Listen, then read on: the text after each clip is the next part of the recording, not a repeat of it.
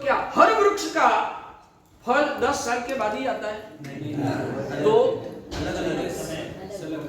हर वृक्ष की खुद की अलग अलग समय मर्यादा होती है।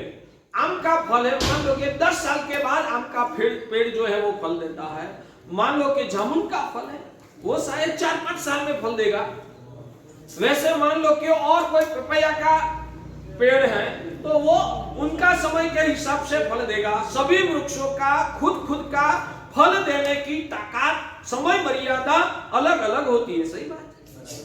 कोई फल ऐसा भी होता है कि 12 महीने में रिजल्ट देता है, कोई 10 साल के बाद देगा।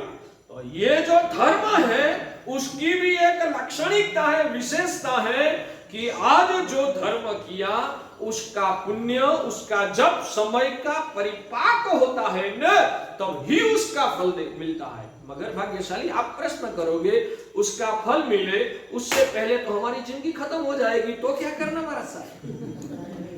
अभी हमने जो पूजा किया उसका फल जब मिले उससे पहले तो हमारी जिंदगी भी खत्म हो जाएगी, तो महाराज साहब हमें क्या करना? अब चिंता मत कर, उसका फल तुझे ही मिलने वाला है। मैं आपको एक प्रश्न करूं, आपने गदग में आप रहते हो और यहाँ व्यापार किया, व्यापार करते करते करते बहुत सारे पैसे आपने बनाए और मान लो कि आपको 50 लाख रुपया पेमेंट किसी के पास से लेना बाकी है और आपने गदग छोड़ दिया। आप बेंगलोर में रहने के लिए या तो बंबई में रहने के लिए चले गए। तो गदग में आपने जो व्यापार किया था उसका फायदा बेंगलोर या बंबई में आपको मिलेगा? मगर आपने तो गदग को तो गदग में व्यापार किया था, गदग तो छोड़ दिया, तो अब उसका फायदा वहां आपको कैसे मिलेगा? आपने गदग में व्यापार किया, व्यापार करते करते धंधा इतना बढ़ाया और 50 लाख रुपए का पेमेंट किसी के पास से आपको अलग अलग पार्टियों के पास से लेने का बाकी है। दौरान आपने गदग छोड़ दिया, अब आप बेंगलोर में रहने के लिए चले गए, आप बंबई में रहने के लिए चले गए। अब मेरा प्रश्न ये है कि जो धंधा आपने गदग में किया था अब तो आप बेंगलोर या बंबई चले गए हैं, तो बेंगलोर या बंबई में आपको यहाँ जो मेहनत किया था उसका फायदा आपको उधर मिलेगा या नहीं मिलेगा? मगर आपने गदग तो छोड़ दिया तो कैसे मिलेगा? पहले बिजनेस कर दिया इसलिए वो आना बाकी है। बोलो, गदग छोड़ दिया मगर मैं तो वही हूं ना। गदग छोड़ दिया मगर मैं तो वही हूं ना, वही छगनलाल, मगनलाल, कांतिलाल, जो भी मैं वही हूं। तो शायद मैंने मेरा एड्रेस बदल दिया, मेरा निवास स्थान मैंने बदल दिया, मगर मैंने जो किया है उसका फायदा वहां जाने के बाद भी मुझे मिलने वाला है। बराबर है? तो यहाँ आपने छगन भाई मगन भाई के रूप में जो धर्म किया, पुण्य किया, प्रभु की उपासना किया, आपने नाम दर्शन और चरित्र की आराधना किया, पुण्य उपार्जन किया, आयु खत्म हो गई, हम मर गए। मरने के बाद दूसरी गति में हम चले गए। मर गए यानी कि क्या किया? शरीर को हमने छोड़ दिया। शरीर जो ये जो शरीर है वो गदग है, मान लो ये जो शरीर है वो गदग है, दूसरा जो शरीर धारण किया ना वो बेंगलोर में, तो इस शरीर को छोड़ के दूसरा शरीर धारण किया यानी कि गदग छोड़ के हमने बेंगलोर चला गया। मगर ये गदग में व्यापार करने वाला मैं जो था वो ही मैं बेंगलोर में शिफ्ट हुआ हूं। इस शरीर में रहकर धर्म करने वाला जो मैं था वो ही मैं दूसरे शरीर में शिफ्ट हुआ हूं। तो मैं तो वही हूं ना, जिसने यहाँ व्यापार किया था वही बेंगलोर गया है, जिसने यहाँ धर्म पुण्य किया था वो ही उधर गया है। तो गदग में जो व्यापार किया उसका फायदा बेंगलोर में मिल सकता है, तो इस शरीर में जो धर्म किया उसका फायदा मुझे ही दूसरे शरीर में मिल सकता है। तो उसमें आपको क्या दिक्कत महसूस होती है? बताइए। मतलब कि कोई भी जगह पर भाग्यशाली आज कर्म करो और आज ही रिजल्ट की अपेक्षा रखो, वो आपकी अज्ञानता है। सबसे पहली शर्त यह है कि धर्म करने के बाद उचित समय तक आपको प्रतीक्षा करना रिजल्ट पाने के लिए आवश्यक है। हमारे मान लो ब्लड में हीमोग्लोबिन सिर्फ 8% थे। डॉक्टर ने बोला कि महाराज साहब ये 8% है ना, नहीं चलता है, कमी है, खून की कमी है, खून बढ़ाना पड़ेगा। अच्छा ठीक है, मैंने पूछा खून बढ़ाने के लिए क्या करना चाहिए? तो डॉक्टर ने बोला हाँ, मेरे पास तो ऐसी दवाइयां है महाराज साहब, सिर्फ आप 3 डोज लो ना खून बढ़ जाएगा। अच्छा तो मैंने बोला कितना होगा? महाराज साहब 3 डोज लो ना तो 8% में से 12% हो जाएगा। चलो बाद में अभी ही मैंने ब्लड टेस्टिंग करवाया, अभी ही ब्लड टेस्टिंग करवाया बराबर 10:15 बजे, 10:15 बजे ब्लड टेस्टिंग हुआ और 10-18 मिनट में मैंने टेबलेट्स ले लिया और 10-20 बजे फिर से मैंने ब्लड दिया कि भाई अब तो मैंने दवाइयां ले लिया है, अब फिर से आप हमारा ब्लड लेके टेस्टिंग करो। और रिपोर्ट क्या है? डॉक्टर ने क्या बोला था? ये डोज लेने के बाद आपका ब्लड बढ़ जाएगा। तो मैंने डोज लिया तो अब तो ब्लड खून में हीमोग्लोबिन का परसेंटेज बढ़ना चाहिए ना। मैंने दवाई, आप ध्यान में रखिए, मैंने दवाइयां ले लिया है। टाइम लगता है, कितना टाइम लगेगा? जो भी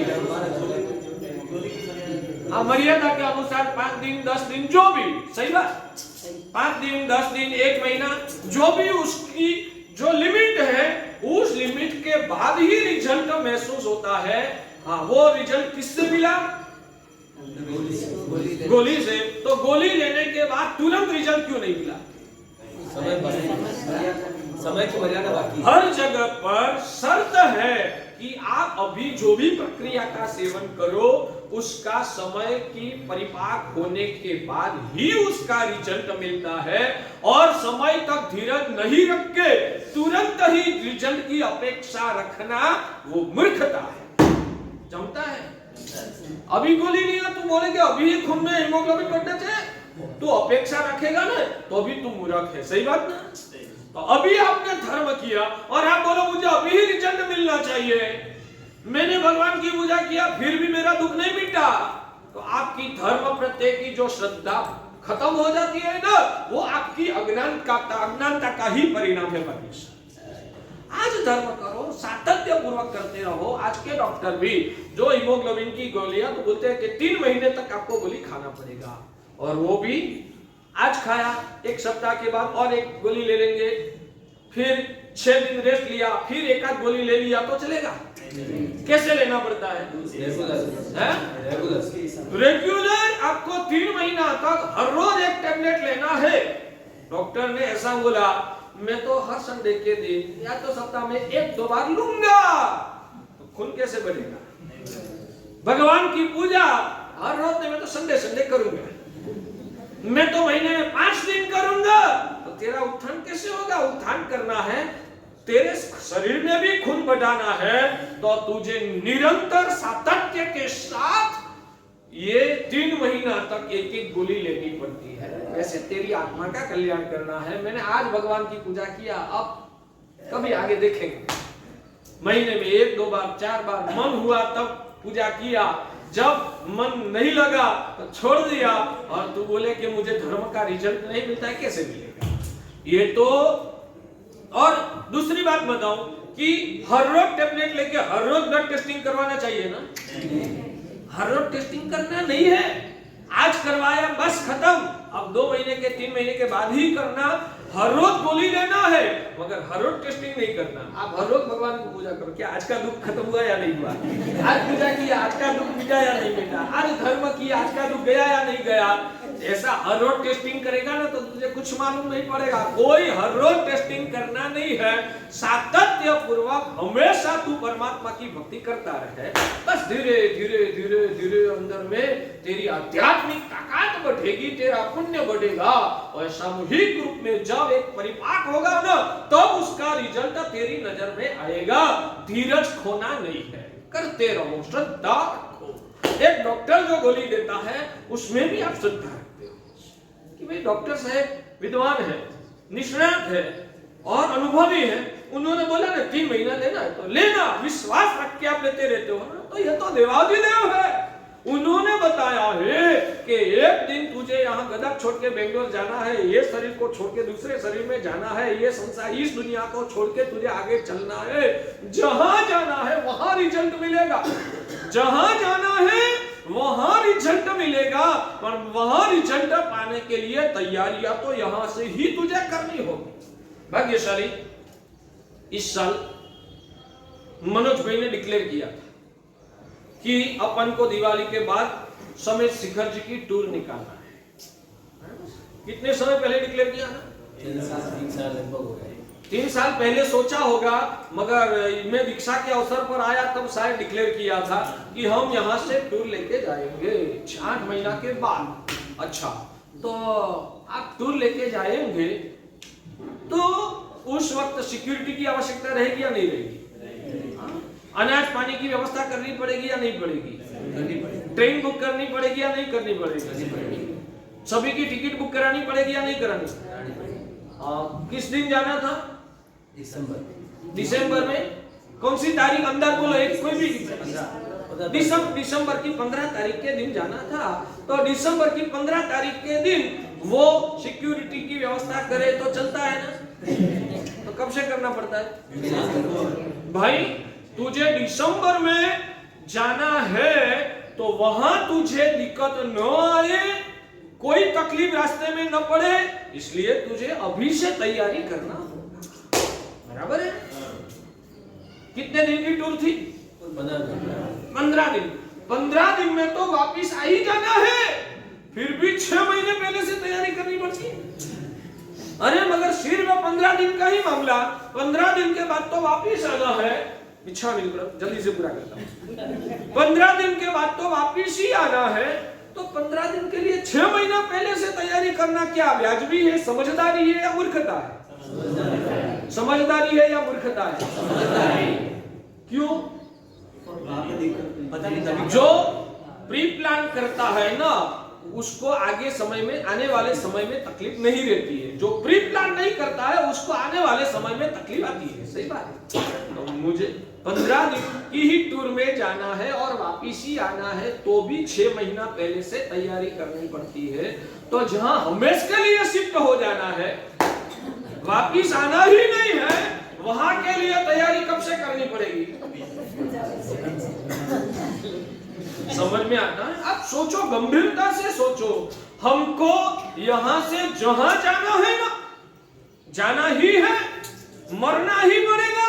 आप कितनी भी मौज मजा करो, पैसे कमाओ, गाड़ी बंगला बसाओ, कितने भी मजा करो, एक दिन आंखें मिच जाएगी, अंदर का आत्मा यहाँ से चला जाएगा। ये सब छोड़ के जाना है, वापिस यहाँ आना ही नहीं है, जाना ही पड़ेगा। भाग्यशाली तो जहां जाना है, जो छोड़ के जाना है, इसलिए पूरी जिंदगी को बर्बाद करते हैं। जहां जाना है वहां मुझे क्या क्या आवश्यकता रहेगी, उसका कोई लिस्ट बनाया है? जहां जाना है वहां क्या क्या चीज की आवश्यकता रहेगी, उसका लिस्ट बनाया है? वो लिस्ट तो बनाओ। जरूरत तो बहुत है, मगर पता नहीं है कि वहां जाऊंगा तब क्या क्या जरूरत रहेगी। आपको मान लो कि विदेश में आपको शिफ्ट होना है, दुबई में शिफ्ट होना है, अमेरिका में जाना है, वहां कैसा क्लाइमेट है, कैसे लोग हैं, खाने पीने की पद्धति कैसी है, कुछ पता नहीं है। तो पहले से मैं तैयारी कैसे करूंगा? पहले से वो तैयारी करने का तो समझ में भी नहीं आता है, मगर इतना पता है कि कम से कम मेरे पास करोड़ों रुपया की संपत्ति होगी ना, तो वहां जाने के बाद जो भी चाहिए वो सब मैं सेट कर पाऊंगा। मगर पैसा ही नहीं है तो क्या करूं? तो वहां जाके क्या जरूरत रहेगी वो तो मुझे आज पता नहीं है, मगर जो भी चाहिए, इसलिए थोड़ी मुड़ी पैसे भेगा कर इकट्ठित कर देना वो जरूरी है। इतना तो आप समझते हो ना? तो जहां जाऊंगा वहां क्या क्या जरूरत रहेगी वो अभी पता नहीं चलता है, मगर कम से कम पुण्य का बैलेंस तगड़ा बना दूं तो जहां जाऊंगा वहां इस पुण्य के बल से जो भी चाहिए वो मिलता है। समझ में आता है?